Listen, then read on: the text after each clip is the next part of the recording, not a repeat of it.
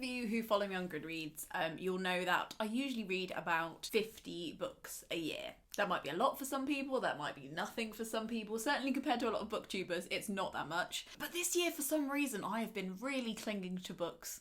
And it was kind of before the event. I've just been really feeling like reading. In January, I could not be controlled on Audible. It was kind of repulsive. I actually hired my Goodreads goal in an arrogant spree of enthusiasm to 100 books. And then the event happened and I was like, let's calm down, let's make it 70. But I still know that by the end of the year, when I do my big annual grand best books of 2020 video, that's not cancelled, right? That I'm not going to be able to do all the books justice, and while I will still only pick 10 books, that means that books that would have got into the top 10 will not this year because I am hyper reading for some reason. So I thought it'd be really cool to do a seasonal wrap up of books that I've read and tell you the best ones I have. For those of you who haven't been here very long, you might not know that my policy is that I will read anything that I feel like, but because I work in publishing and because I know so many authors personally, but I'm likely in my career, because I work in the publishing industry, videos about that up here, to run into a lot of people. And I also just believe in elevating the stuff you love, not outwardly going after the stuff you hate, unless you think it's like such a big phenomenon and is causing such systemic damage that you must open its anatomy and understand how the hell it got so messed up. It takes a steady hand, because if you touch the side... I think it's just much more productive and creatively respectful to concentrate the majority of your energy on elevating the stuff you love and explaining why it works. So I've read 31 books since January the 1st, and this is my spring reaping, the top 10 books from the books I've read so far up until spring. Now, because I know we're all in different stages of quarantine, our needs might be different, so I've actually sorted my top 10 to fit with your quarantine mood. So let's diagnose you first. Are you in the galvanise me mood? Do you want to learn either a craft or more deeply think about a topic that you've been worrying about? Study or something that means a lot to you? This category is for you. You want to go over here for that. If you've been wearing your blanket like a skin this season and you just want to get the hell out of here, if you need some escapism, you want to be going here. And if you just want something really artful, wholesome, substantial, art with a capital A, something that's not going to speak directly to this situation but just give you some beauty, some perspective, you want to be going here.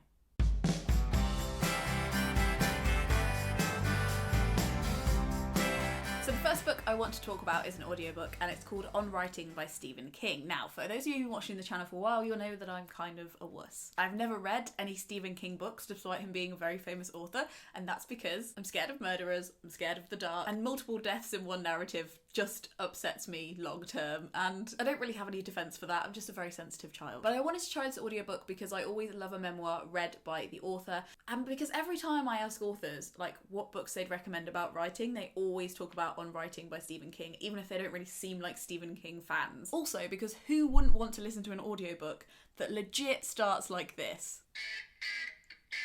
On Writing, a memoir of the craft.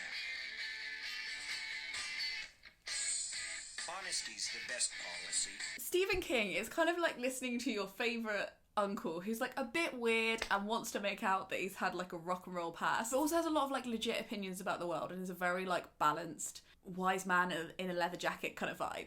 To be honest, I wasn't sure about it at the beginning. It really starts off as quite hardcore memoir. He has a really nice writing style, so it's fine to listen to, but because I'm not really a fan of his writing, I wasn't like that invested, and I was a bit worried that it was going to be like that the whole way through. But after about the first like 10th of the book, it really evolves very smoothly into a discussion on life, mortality, and how we craft writing around our life. He goes on the funnest rant about how grammar isn't just a pain in the ass, but it's also kind of like key to everything. There's a quote that I don't know if it's verbatim, but I wrote down that's like, to write an adverb is human. To simply write he or she said is divine. I am fluent. And he talks about how the road to hell is paved with adverbs. He's kind of like with the same way that Orwell has that really short famous essay that's about writing sparsely. He is definitely like a disciple for that. If you're somebody who's trying to write or trying to edit their writing in particular, it's a great pep talk to read about how you need to kill your darlings and just bin the adverbs. He also makes a really good point about bad writing often comes from a place of fear, and the fear isn't that like I'm not good enough. The fear is that like the audience won't understand what you mean. So if you've written a really good piece of dialogue, you shouldn't have to say he said fearlessly or she whispered disgruntled because you've made it clear by writing really good dialogue, which I think is a really good point. And I often, as a writer, am afraid that I'm not getting my point across properly, or people aren't able to picture a world properly, or the way a character says something properly. So I overwrite, almost like I'm writing really detailed stage directions rather than admitting that the writing process is collaborative and like readers are gonna have to make up a lot in their head anyway. So it definitely gave me a lot to think about. It was very funny at points as well. And it actually did kind of make me want to read some Stephen King books, even though I'm terrified. So if any of you have read some Stephen King books that you think are like less scary, like maybe I should try Carrie, because like blood doesn't really faze me. Let me know what I should attempt, because I'd like to be in the Stephen King world. I just value my sleep pattern. You know that the next two ones are going to be about climate change. Look, it's just all I think about. Let's be real. So fun fact, 3 out of the 31 books I've read this year so far have been this book. I don't know what to tell you. I read this book 3 times in January alone.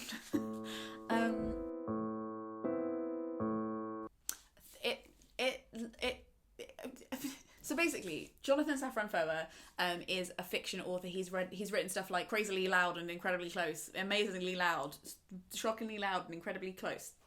That book, and Everything is Illuminated, books that I haven't read. So he's a fiction author, but he's also very famous for writing this book called Eating Animals. Now, me and Eating Animals have a relationship, and it's a relationship that is parasocial in that I haven't read it, and it keeps resurfacing in my life.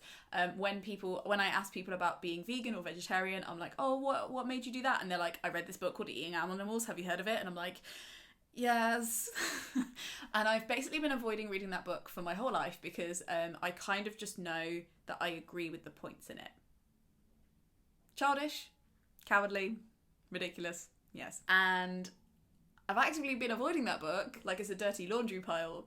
But when I got sent this book in September, it was called We Are the Weather, and it was by that guy that I recognise, author of Eating Animals. But it wasn't about eating animals, it was about climate change. So I was like, this seems fine. So I actually ended up purchasing it in audiobook as well for some reason. And I was just looking for an audiobook to enjoy that was short, because this is only 5 hours long. And I start reading it, and it starts off with a memoir kind of thing about his Jewish heritage, being very close to people who lived through the Holocaust and what that meant for his understanding of his own life. It's all very beautifully written, it's all very moving. I'm feeling not comfortable, but I'm feeling like this was a good choice to read this book. And I'm like wandering around, my headphones in, like, yeah, this is great. And then he starts talking about all these different discussions on the climate and why they have been effective, what they haven't been effective, what it brings up for us as a society, and panic. His grandfather lived through the Holocaust and later in his life committed suicide, so he talks a lot about the impulse to self-sabotage, hurt yourself, end yourself, ignore glaring truths in your life. And then he talks about Al Gore and that famous documentary that I watched like 10 years ago and failed to act on, called An Uncomfortable Truth because I'm a dick.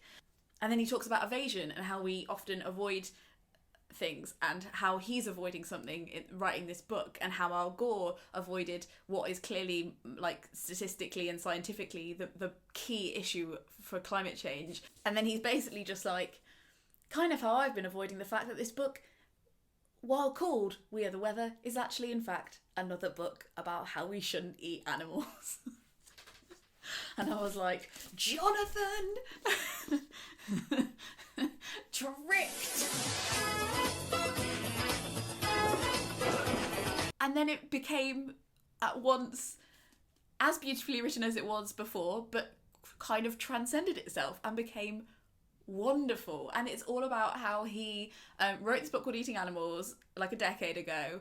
It obviously went really well, so he was touring that book around the world and under loads of like personal stresses, living an incredibly frantic life for lots of different reasons, and fails at his own manifesto. He takes small moments in hotel rooms and in airports, and he eats meat for comfort. It's his biggest shame. It's something that makes him a huge hypocrite, and he's been wrestling with that ever since. And it's so interesting because he is very honest about what I feel is an often impossible obstacle in my life, in that I always try to improve myself and I constantly fall short of that. And it's very hard when so much is on the line to take comfort in the cliche, well, it's all in the trying, because I'm like, but if we all die, it wasn't all in the trying, was it? It was all in the actually succeeding at not setting the planet on fire.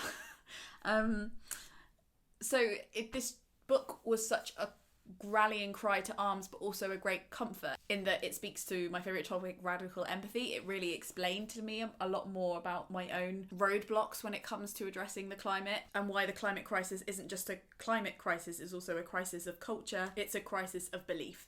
And he gives this example of the story his grandmother tells of leaving their shtetl, their Jewish community, because everybody in the community knows that the Nazis are coming and they know kind of what they're going to do, but because it's so outside of their framework of belief, it's something that has never happened before, it's something they can't picture. His grandmother is the only one who will act on it. As she's leaving, her sister comes and gives her only pair of shoes and is like, says to her, you're so lucky to be leaving.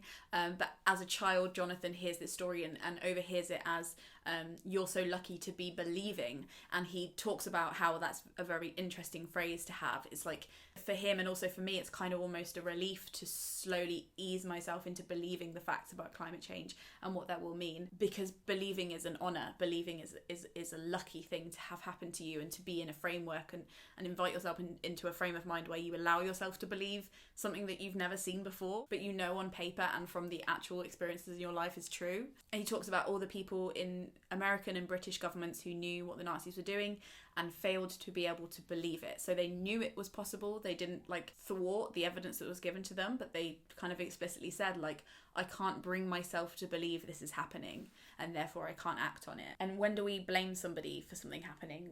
Well, he says that knowing is the difference between a grave error and an unforgivable crime. So once we know that this is possible, failing to act on it changes our relationship to action. It doesn't make it a choice, or it makes it a moral choice. Anyway, I'm going on too much about it. We've got other books to talk about, but clearly this book will come up again, if only briefly. But I would say to you, if you're somebody who struggles to read books about the climate, is struggling to make sense of their life right now and what their purpose is, and also needs something that's not gonna throw all the facts at you straight away, like The Uninhabitable Earth, which is the book that I will never finish, I swear to God. But if you need something that has a cultural literary perspective as well, and something that talks about why you might not want to talk about it, but also obviously backs itself up with facts and some really digestible, easy to understand facts, then I just can't shove this in your face enough. Open wide. And also, if you're struggling to read it, I would really, really recommend the audiobook. It's so beautifully read by him, and it's only 5 hours long. 5 hours to change your life, guys. I sound like one of those people that's turning up at your door with a coat, hi, have you had a moment to hear about We're the Weather? It's also not going to tell you to become a vegan, so I'm going to dangle that ironic sausage in front of you as a way for you to read the book. But yeah, I'll be quoting from this in future Positive Panic episodes. No doubt. The third one, if you're interested and you want to be galvanised, is Hope in the Dark by Rebecca Solnit. I've been reading Rebecca Solnit's back catalogue because I was going to interview her in Newcastle. It was going to be amazing, and it got cancelled because of coronavirus. This is an incredible fact-based short book about hope. Political hope, social hope, and yes, even climate change hope. Rebecca has this really wide knowledge of social history, especially when it comes to protest. And I'll be honest, a lot of it washed over me, and ideally I'd remember every single anecdote, but getting so many of these examples thrown at me in this very powerful look, do you see the pattern here, was incredibly reassuring and made me want to look up lots of the stuff that she talks about. I felt like it was kind of a funnel that was opening me up to all these other stuff that I didn't even know I should Google. She talks about having hope is not necessarily being an optimist. She says it's important to know what hope is not. It is not the belief that everything was or will be fine. She says the best place to sit is kind of between the optimists and the pessimists. Optimists think it will all be fine without any involvement. Pessimists take the opposite position. Both excuse themselves from acting. She also makes some amazing points about, while everybody throws off this thing that's we live in a capitalist society, we actually live our everyday lives in a more natural socialist way. Our interactions with and commitments to family lives, friendships, advocations, memberships in social, spiritual and political organisations are in essence non-capitalist or even anti-capitalist, full of things we do for free, out of love and on principle. Therein lies some of the hope, in that we are naturally doing anti-capitalist things every single day. And she also has all these amazing examples of the assumptions that we have in our head about disaster. So the assumptions behind disaster response by the authorities and the logic behind decisions to bomb civilians is that civilization is a brittle facade, and behind it lies a true nature as monstrous, selfish, chaotic and violent, or as timid, fragile and helpless. In fact, and she gives a loads of examples of this, in most disasters, most people are calm, resourceful, altruistic and creative. And civilian bombing campaigns generally fail to break the will of the people, making them a waste as well as a crime against humanity. I'm rereading The Hunger Games at the moment because why not? Self-sabotage. And this book, like, after having read this book and then rereading The Hunger Games, it's making me see it in a slightly different light, and I'm paying attention more to what it says about rebellion, uprising, and like stoic principle over survival. And that's like, and again, there's just too much to say about this book, so I'll stop now. But just know that it's informed an incredible amount of the content I'm putting out at the moment, and what I will put out probably, if not like explicitly, just in like the mood of it. I read it in ebook, and I can tell you that I made 96 different highlighted paragraphs and many notes. So I would definitely recommend that one, and it's quite short again if you're having a crisis of attention span. The Escape Crew, the Blanket Philosophers. So I read If I Never Met You on New Year's Day. It came out at midnight, and I pre-ordered it. It automatically downloaded to my Kindle, and New Year's Day, 7 a.m, I got reading. Maureen McFarlane is one of my favourite authors. I say that in every video. She's a women's fiction author, or so the supermarket shelving marks tell me. I would say she writes dry humour, tongue-in-cheek rom-coms with teeth. I really liked this one because it deals with a woman who is 36 years old and is dumped by her long-term partner. It's a pretty boy subversive narrative where he's gone off and made the person that he's been cheating on her with pregnant, so she concocts this plan with this arrogant twat guy in the office to pretend that they're dating, so that he can get a promotion and she can not be shamed by him for not having moved on. Need I say that hijinks ensue? And that is not how it works out. Not really much to say about this apart from it's such an escape. It's so funny. All the dialogue is really genuine and well written. While it's a comfort read because the stakes are relatively low when you think about, like, I don't know, nuclear war, like two people, will they get together, will they not? But it also is like really page turny because like it's just paced so well, so you're like, oh my god, this has happened, that's thrown a spanner in the works, what's going to happen next? So that's why it's an escapist one as well. It's just unintelligible gushing about Maureen McFarlane. The next one is the audiobook of Skellig. Have you ever read Skellig? I read it when I was at school. If you grew up in Britain, you're likely to have read it at school. It's a middle grade book, so kind of like for 9 to 12 year olds. It's about a Geordie boy who I think is about 9, and his little sister has been born premature and is in a critical condition in hospital in an incubator, and it's about how he's given more free rein to wander around because his parents are thinking about the fact that their baby might die. So he's like wandering around a house that they've just moved into and finds in the garage a mysterious dying man. When I say it like that, it sounds weird, doesn't it? But it's magical. If you like the language of like grief is a thing with feathers and the kind of mood of like A Monster Calls, it's a beautiful, simple and like transcendent book about grief, friendship, and not being able to like articulate what you're going through. And it's, despite the premise, not weird in any way. A very pure book. A very pure, wholesome read. And I just discovered the audiobook. It's read by David Armand, who wrote it, and he reads it in his Geordie accent. And it also just like, I guess as somebody who grew up in the Midlands we have like a lot of the northern turns of phrase. So like there's loads of people who I met in the south who were like, I never understood all the words that they were using. But like, I understood all the words that they were using because I'm from the Midlands, so we use all like northern slang, but then we don't have the accent. So I remember like reading it as a kid and not really getting some of the nuance of the dialogue and like the jokes, and then like when he reads it in a Geordie accent, I'm like, oh, it makes sense. And it's just so comforting and warm and perfect. It's just a perfect audiobook. And the third one for you blanket goblins is going to be The Adulterants, which is a title I said wrong in another video where I talked about it. It's written by Joe Dunthorne, who wrote Submarine, so if you like the humour of Submarine, that's definitely here. But this is about the experience of being an awful person, but also a lost person in your 30s, living in London. If you've ever tried to like rent or buy somewhere in a capital city, want to laugh at or laugh at yourself being incredibly middle class, or just enjoy like a comedy of errors, it's very snort out loud, like I snorted aloud. No, we passed laughing. Laughing was a while ago, or snorting at this point. So here's an example of the kind of humour it is. Here, have some English champagne, Michael said. Overpriced and disgusting. It did taste disgusting, but in that particular wealthy way that made me feel it was a personal failing rather than any problem with the drink. It's unfiltered, Michael said, and then he lay back on his elbows and watched the sky. There was something unusually relaxed about him that I didn't like. He was wearing a blue carpenter's shirt, identical to the one I owned, except that the top button was sewn in with red thread, while the rest used black. And that top button had 5 holes, so the red thread illustrated a tiny evil pentagram. It was one of those near impeccable details designed to let me know that, although at first glance our shirts were identical, his was fundamentally superior. It deals with a very small world. And I guess there are points, if you look closely, there are loads of like deep points to be made about class and identity and being lost. But like, if you don't want to think about that, it's also just a bloody funny read. And then my third little birds, the Give Me Art crowd. How are you?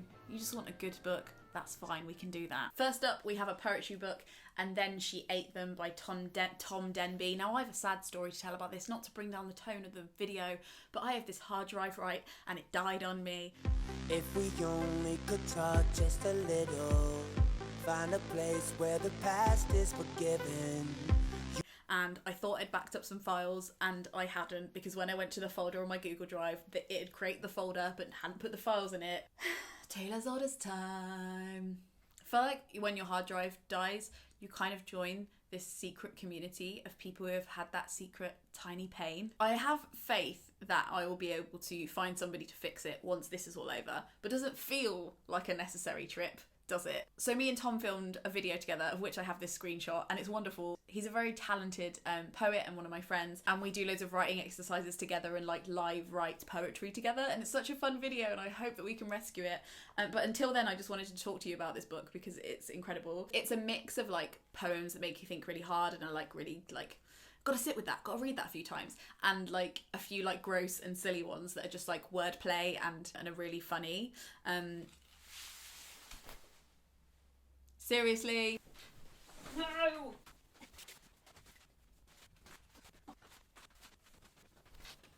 If anybody else lives in a rented accommodation and is also annoyed that nothing good can be held up with blue tack. Nothing cool, but we're banned from pins and nails, so that's fine. One of the funniest poems in it. Maybe we'll just live with it.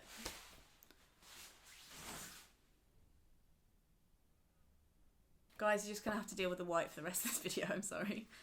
Here's Tom. One of my favourite poems is the first one in it. It's called Siren. And if you've ever been approached by a guy who is just like wants to degrade you while also picking you up, you will appreciate that poem so much. It's got some beautiful poems about queerness, identity, and feelings of not fitting, and like really like visceral. I don't know, it's very visceral. That's what I'd say about it. Yeah, it's got some great blurbs on the back from some other very great poets. And it's also published by an independent publisher called Burning Eye Books, so what's not to like? On poetry, I've also been really loving Set Me On Fire, an anthology by Ella Rushbringer. Ella Rushbringer wrote, I would say my favourite cookery book, but actually the only cookery book I have ever liked, called Midnight Chicken. And when I saw that she had edited this anthology, I was like, sign me the hell up. Some of the poems I'd already heard of, a lot of them I haven't. I think some people have this impression that I'm an amazing catalogue of like poets and poetry stuff, and I'm like just not. Like I have have an English degree, but you don't study that much poetry in English. Anyway, so this is a great like starter pack for anyone who like likes poetry and wants to hear some of the more famous poems, but also loads of like unknown poetry. It has her affectionate, warm commentary the whole way through, and not just in a way that it's like most editors of a poetry anthology will just write like a very like self-congratulatory essay about how they're servants of poetry and how all poetry is amazing and these poems stand the test of time,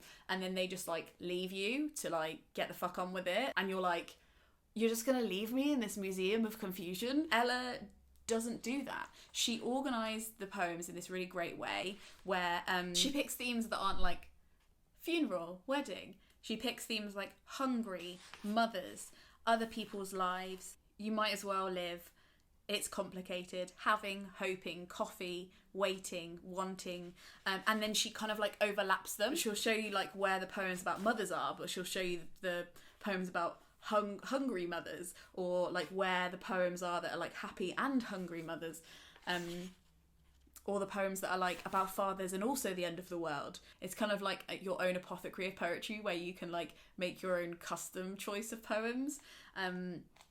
And she annotates them as she goes along, so they all have like stars and then her own little notes at the bottom about what they meant to her, or like why you don't need to understand this poem to enjoy it, and why like one line is delicious and what it reminds her of. She writes a very short intro because she's like, stop reading this intro and just read the poetry, don't worry about me. But at the back she writes more of a kind of like thorough thing about why she did it, and she talks about how the book actually started off as a book for people who hate poetry. So yeah, it's just a gem that I will keep forever, and it's definitely one of the best anthologies I've ever come across. And then I also read this. So me and this book have a little bit of a history. I really missed the banner. Shall I put it back up? No, we're almost done. So me and this book have a little bit of a history in that I bought this on my gap year. I bought this when I was 19 years old in Santa Cruz, which is why it has this obnoxious flopping to the book, America. And I was on my own in Santa Cruz, the title of my biography. I remember very vividly the whole day that I had and like everything I did, and I walked into this beautiful bookshop and I bought 2 books, and this is one of them, and I never got round to reading it. And I've probably lived in about 12 different houses since that time, and everywhere I've gone I've taken this book with me. It's survived every purge I've ever had, and it's kind of been the book I kind of like selfishly kept from myself, or maybe in a self-preserving way. If things really get bad, or if I can never find a book that I like, I know that I'll pick this up and I'll like it and it'll comfort me. And it's not like I'd read that many reviews of it or anybody personally had told me it was good. I kind of just knew that about the book. I don't know why. Me and the book have a little bit of telepathy. And then finally, with all of this going on, I was like, probably time to read that book, isn't it? 11 years later, and I was so relieved because I was so right. It's translated from French, it's set in Paris. It's about this really old, beautiful building where lots of different families live, and it's very expensive, and there's a concierge that lives at the bottom, and it's told from her perspective. She is the hedgehog. An inelegant animal is how she describes herself. She is very naturally intelligent, but because of various experiences in her childhood, she wants to keep that a secret. She doesn't want anyone to know that she is intelligent or has all these tastes for like Russian novels and art. She ultimately sees most human connection as futile, so she purposely changes how she speaks and dresses in a way that she's like very invisible, and is a concierge of this building and just wants everyone to think that she's very simple and that she doesn't really think that deeply. And then the other perspective is from a 14-year-old girl who lives like in the building, and her family are very rich, and she kind of like is a secret socialist and hates them, thinks that they're very hypocritical, is far too intelligent for her own like brain, and has decided that she's going to commit suicide soon. And it's about how their lives converge. I put it in my recent newsletter if you want to get the heads up on what I'm currently reading and my favourite books before they go through the process of being made into videos and up on here. I would recommend subscribing to the newsletter. It is free and you get a letter from me every Sunday. I described it in my newsletter saying it's kind of like a Jodie Picoult book swallowed a philosophy textbook and had just spent a summer in Paris. It's written in really short vignettes. It's very like, you know, some people might be like, it's a little bit too philosophy, like it's a little bit too like up itself, but I think it's done quite subtly. And I think also because it's translated from French, like I love that vibe to the language when it's translated from French. And it's just like, it's just my kind of book, you know, when you're just like, this is the kind of book I want to write. This is the kind of, like, this is so in my area. And then finally is another audiobook. It's called Ghost Wall by Sarah Moss. It's very short. It's about LARPing, which is live action role play, when people, I don't know if they do this in other countries, I'm assuming they do. In Britain, there are these clubs where you can go away for the weekend and live like you're in like various different centuries. And these guys have decided to spend the summer in the Iron Age. It's a working class family led by the dad, who's the one who's a real fanatic for the Iron Age, and a group of students led by a university professor who are all like very upper middle class. And it's kind of about LARPing, but it's really about British identity, Brexit, male supremacy, and how we relate to our own history and how complicated that can be. And I want to read more books like this, so if you know anything that sounds a bit like that, please tell me about it in the comments.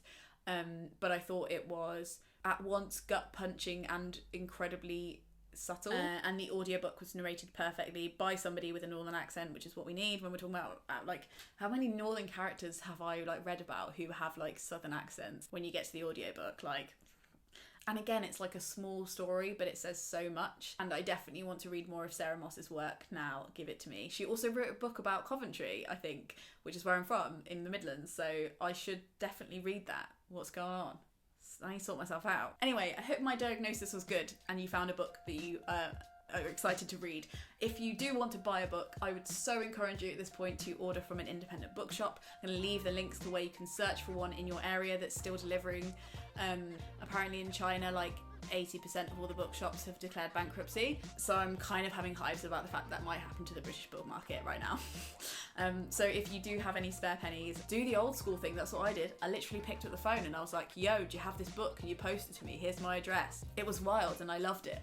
And I picked somewhere really far away from London as well. That's all from me. If you want to join the Gumption Club, the people who make these videos possible and free and available for everybody, if you want to be in that number, one of the angels that makes this happen, you can join the Gumption Club. There's more information about that below. If you want to watch some more videos about books, you can click here. If you want to watch some videos about climate change, you can click here. If you want to subscribe to see more videos, you can click here. Let me know in the comments what you've been reading during this strange time, because I'd love to hear. And until next time, Frog Snog out.